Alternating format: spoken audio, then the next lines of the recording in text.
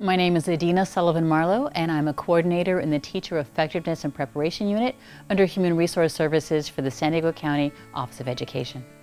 I didn't have a lot of help in navigating the pathway to teaching, so in the big picture, I really enjoy getting to work with current and prospective educators from across the state and providing them information to get them either to their first credential or to the next step in their education career. Research shows the value of having educators in the workforce that are representative of our region's student demographics. This impacts academics, behavior, college attendance. By helping to reduce or remove barriers so that more people can pursue a career in education, we all benefit. There were a few career ideas I had in mind growing up, but being a part of education in some way was always part of it.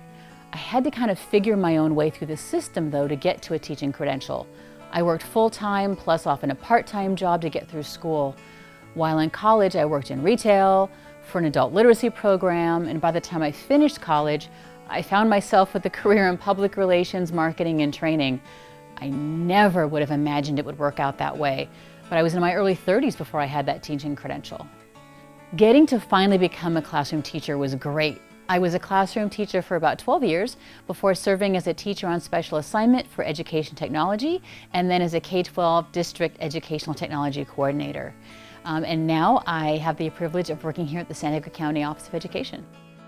Money was always an issue for my family. The idea of a side hustle is something I grew up with. My parents took extra shifts at work. My mom was a licensed vocational nurse but would paint and sell ceramics in her free time. My brother and I made up 3x5 cards to promote our business of pulling weeds around the neighborhood. As a family, we would even put together electronic components while watching TV at night. When it came to college, there was no way for my parents to help pay for it. There was also no experience with universities for either of them or anyone in their families, so I had to sort it out for myself. And while it wasn't easy by any stretch of the imagination, I think having to plan and be creative and patiently persevere ended up giving me a lot of the skills I use now every day. I would tell a younger version of me that life may not play out the way you imagine, but what you learn along the way is worth it. Patience, listening, compassion, and always taking opportunities to learn what you can will serve you well. Keep pushing.